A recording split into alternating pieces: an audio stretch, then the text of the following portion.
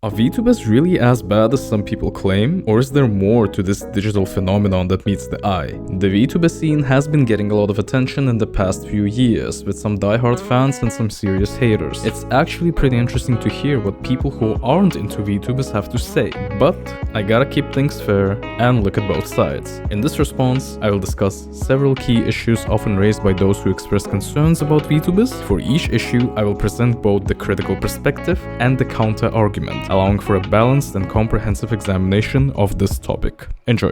VTubers are promoting the sexualization of women. Perspective of this being a good argument. It is true that certain VTubers engage in sexualized content, which might contribute to the objectification of women. For example, some VTubers might wear revealing outfits, perform suggestive dances, or make lewd jokes during their streams. This kind of content can incite harmful stereotypes and expectations about women, which is a valid concern. Additionally, the exposure of this type of content to kids can lead to inappropriate behavior, while some people might exploit it to prey on desperate men, further intensifying this issue. The selling of dakimakuras and lewd body pillows featuring VTuber characters can contribute to the objectification and commodification of women. This type of merchandise might reinforce the idea that women's values come from their bodies, potentially undermining efforts to promote mutual gender respect. Perspective of this being a bad argument. It is important to recognize that not all VTubers are sexualized. Many of them focus on creating wholesome, entertaining content that doesn't simply objectify women. VTubers like Kizuna AI, who is known for her humorous skits and collaborations with other creators, and Inugami Korone, who is famous for her long gaming streams and cheerful attitude, never engage in lewd and sexual content. On the other hand, some people have concerns about Gaogura's character design, which they perceive as childlike and potentially catering to a problematic audience. Despite this,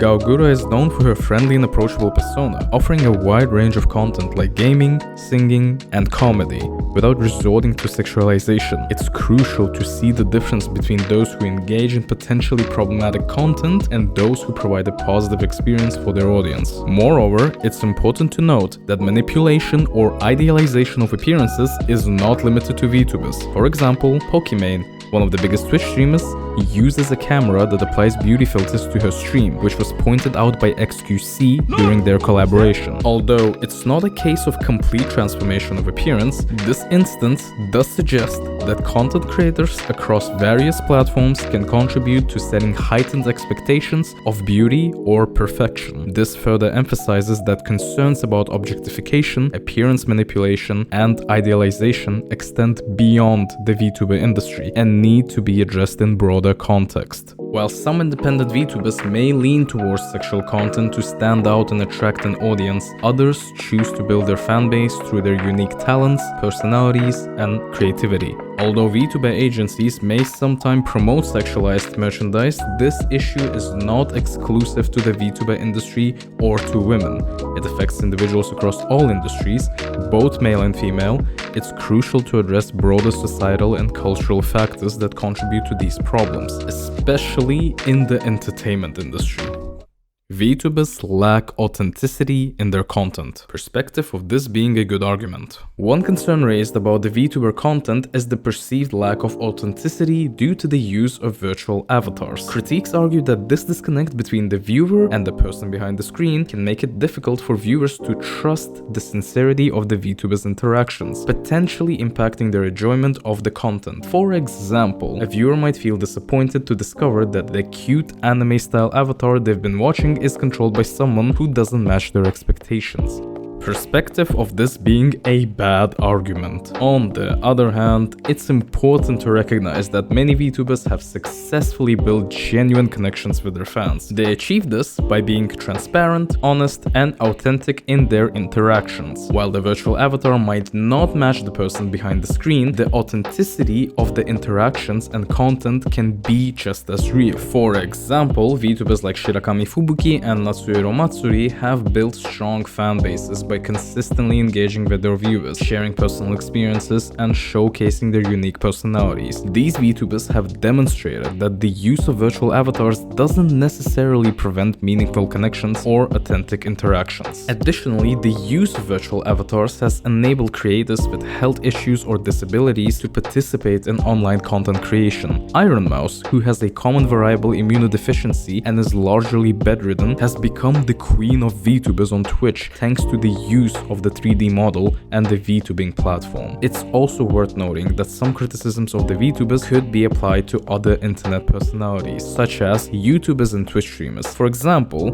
many content creators often adopt personas or exaggerate certain aspects of their character for entertainment purposes. Instances include Tyler1, who is known for his over-the-top aggressive behavior while playing League of Legends, or Forsan, who refers to himself as God Gamer. In these cases, viewers are aware of the theatrical aspect and enjoy the content for its entertainment value. This comparison highlights that VTubers are not the only ones using creative tools or personas to engage their audiences, and that it's possible for all types of content creators to establish authentic connections with their viewers.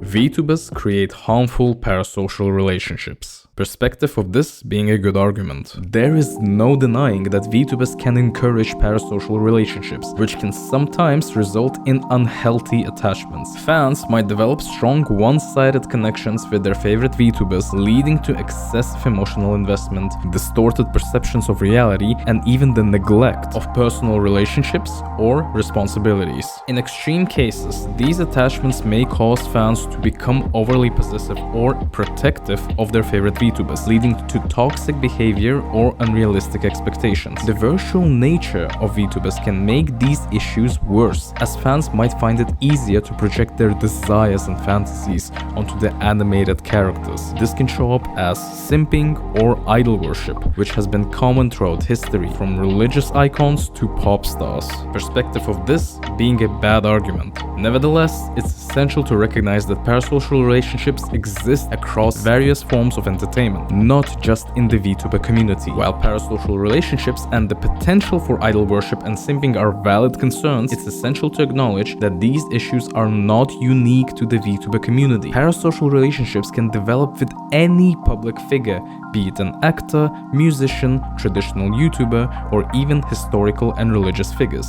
Simping is not necessarily exclusive to women. With the ratio of male streamers, it could be argued that people simp more towards men than women. The key is to maintain a healthy balance and enjoy the content without letting it consume one's life. Many fans can enjoy VTuber content without developing unhealthy attachments or experiencing negative consequences. VTubers excessively rely on anime and Japanese culture. Perspective of this being a good argument. The VTuber community is not only influenced by anime and Japanese culture, but also by the idol group industry. Anime often features overdramatic and exaggerated portrayals of emotion, which can be off-putting for some viewers. Since VTubers have anime-style avatars, they may also overexpress their emotions to compensate for the lack of precise facial expressions in their 3D avatars. This can lead to the perception that VTubers are overly dramatic and could be unappealing to those who are not fans of anime. Furthermore, the idol group industry's influence on the VTuber community can lead to the commercialization and may impose strict rules and expectations on the talents, potentially restricting their creative freedom and fostering a culture of idolization that might not appeal to everyone. Perspective of this being a bad argument.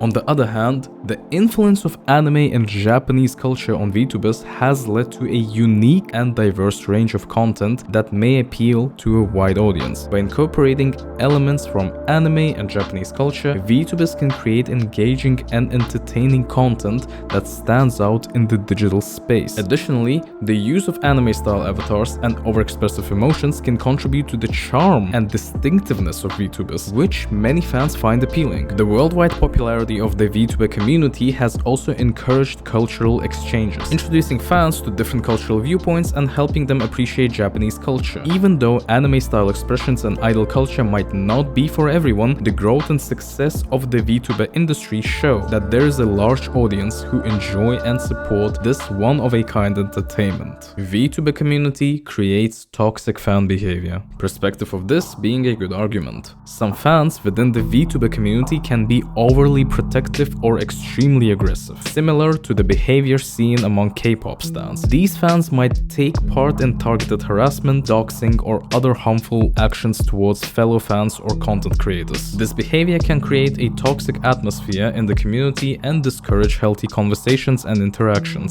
Perspective of this being a bad argument. On the other hand, it's important to remember that toxic fans aren't unique to the VTuber community. Sadly, many online communities, especially those focused on entertainment and content creators, face similar issues with toxic fan behavior. It's essential to acknowledge that the actions of a few fans don't represent the entire community. We should promote healthy engagement among fans and encourage constructive feedback, instead of focusing solely on the negative actions of a small group within the community.